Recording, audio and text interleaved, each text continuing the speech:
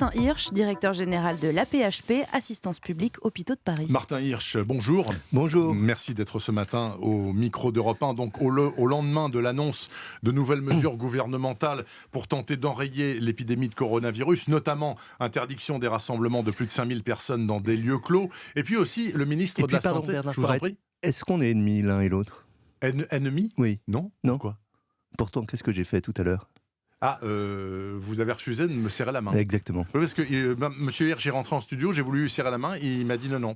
Donc, vous voulez répéter d'abord que ça, c'est la base. On arrête de se serrer la main. C'est à la portée de tout le monde. C'est un peu bizarre parce qu'on a l'air incivil. Vous avez été surpris des premières choses. J'étais un peu surpris, on se connaît mais depuis un ça fait moment. partie. Il ne faut pas oublier, c'est vrai dans les hôpitaux comme c'est vrai dans la vie quotidienne, que quelquefois les choses les plus élémentaires, ne pas se serrer la main, se laver les mains.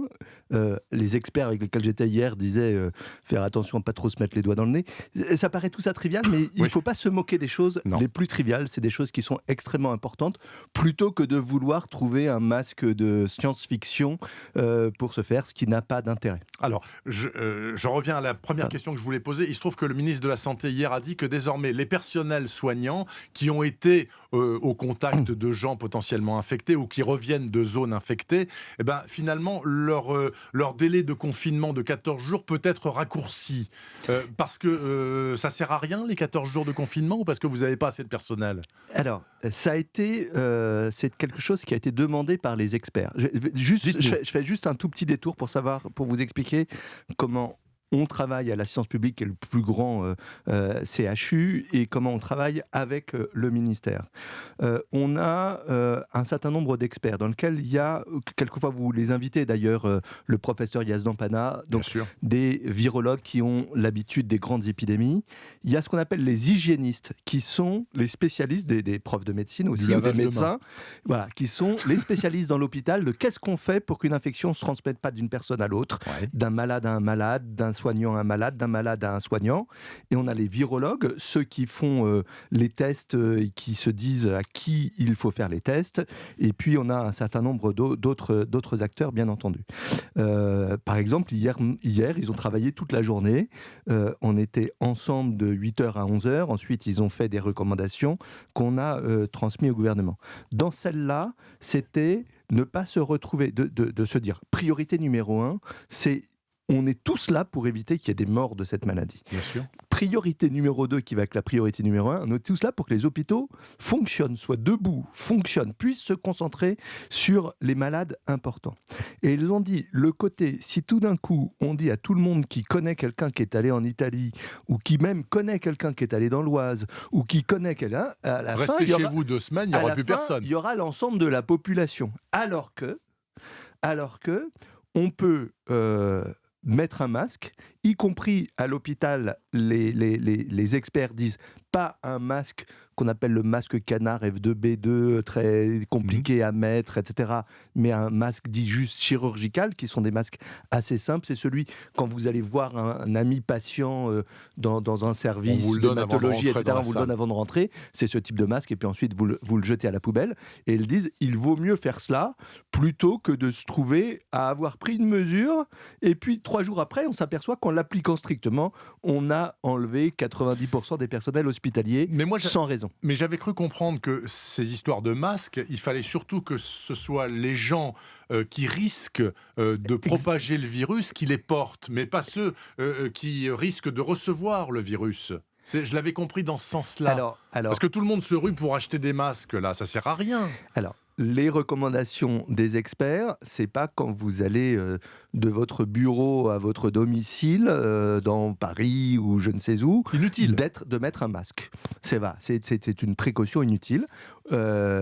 Alors que nous considérons que, bien entendu, il y a certains professionnels qui vont voir défiler devant eux 150 personnes qui vont à l'hôpital avec tel ou tel symptôme. Là, on va leur dire de mettre ce masque chirurgical. Encore une fois, sur recommandation des experts qui sont, dont la seule préoccupation est notre protection. Donc, ce que vous avez dit, Martin Hirsch, concernant vos personnels soignants de la PHP, mais de tous les hospitaliers de France et de Navarre, et dans les cliniques aussi, et même les médecins d'ailleurs de ville, c'est valable valable aussi pour les salariés du privé. Tous les reporters d'Europe 1 qui ont été en Italie du Nord, là, qui reviennent dans quelques jours, ils ne sont pas obligés de rentrer chez eux pendant 15 jours. D'abord, ce n'est pas ma responsabilité. Oui. Pardon, je le dis juste parce que, je fais cette parenthèse de méthode, dans les crises, il est important que tout le monde ne donne pas, qu'il y ait un peu d'ordre dans les avis donnés, il y a un peu de collégialité. Sinon, on ne comprend plus rien. Moi, je m'occupe de ceux qui travaillent à l'hôpital et qui ont une particularité par rapport à ceux qui travaillent à Europe 1,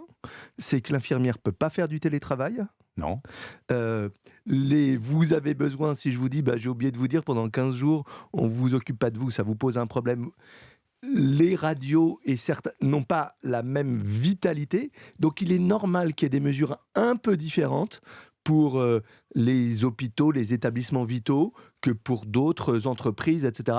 Donc ça, c'est le gouvernement qui regarde dans quelles conditions il doit le faire avec les syndicats, les organisations d'employeurs, pour faire aussi des choses protectrices. Donc il est normal qu'on ne soit pas aligné entre l'hôpital de la Pitié-Salpêtrière et les studios d'Europe 1. Martin Hirsch, nous sommes au stade 2 donc, de cette épidémie, appelons-la comme ça, même si les spécialistes disent non, ce n'est pas exactement une épidémie. Si on passe au 3, ça veut dire quoi pratiquement ? On arrête les transports en commun, on sort plus de chez soi, il se passe quoi là ? Alors, c'est le maxi, 3. Oui. Il peut se passer un certain nombre de choses. Vous avez vu hier qu'il y a eu des mesures sur les rassemblements. Aujourd'hui, à ma connaissance, je vais parler très prudemment parce que là aussi, il faut accepter que les mesures puissent évoluer, et à chaque fois, avant de faire évoluer les mesures, à nouveau, il y a une réflexion collégiale pour se dire, à ce stade, personne ne considère que dans cette phase où on est effectivement, théoriquement, en phase 2, est-ce qu'on est phase 2, phase 3 ? Vous savez, c'est pas un truc sur lequel extrêmement clair. Donc, on est en phase où on a plus de cas tous les jours. Mais seulement 100, aucun des experts ne considère qu'il faut interdire le métro, interdire les bus, etc. On est plutôt, vraiment, la préoccupation dans cette montée. On a plus de cas hier qu'on en avait il y a 3 jours, etc. Et on se met en condition de continuer. C'est de faire en sorte qu'on puisse, comme on le fait, pardon pour cette comparaison, mais comme on le fait pour la grippe, être tous prêts pour les patients les plus graves. J'avais une de vos consoeurs qui m'appelait hier et je lui expliquais que les spécialistes de la paix disaient « Allons vite pour recentrer l'hôpital sur les malades les plus graves, ne pas hospitaliser tout le monde qui a un symptôme. Vous pouvez avoir porteur du corona et qu'on vous dise vous n'avez pas besoin d'être hospitalisé. » Je lui disais, vous, on pourrait vous dire de rentrer chez vous si vous aviez le corona. Votre mère âgée, fragile, on lui dirait de rester à l'hôpital. Donc il faudra comprendre qu'il y a, et ça sera très important dans les jours qui viennent, qu'on peut être porteur du corona sans qu'on vous demande d'être hospitalisé, comme quand vous avez la grippe. Si on hospitalisait tous les gens qui avaient la grippe, l'hôpital, il y aurait 50 personnes par chambre. Martin Hirsch, une dernière question, très brièvement. Certains médecins disent que la chloroquine, qui est le principe actif de la nivaquine, le antimalaria, est très efficace. Il l'a été contre le SRAS. Il pourrait l'être contre le coronavirus. Alors, c'est vrai ou faux ? Alors, très simple.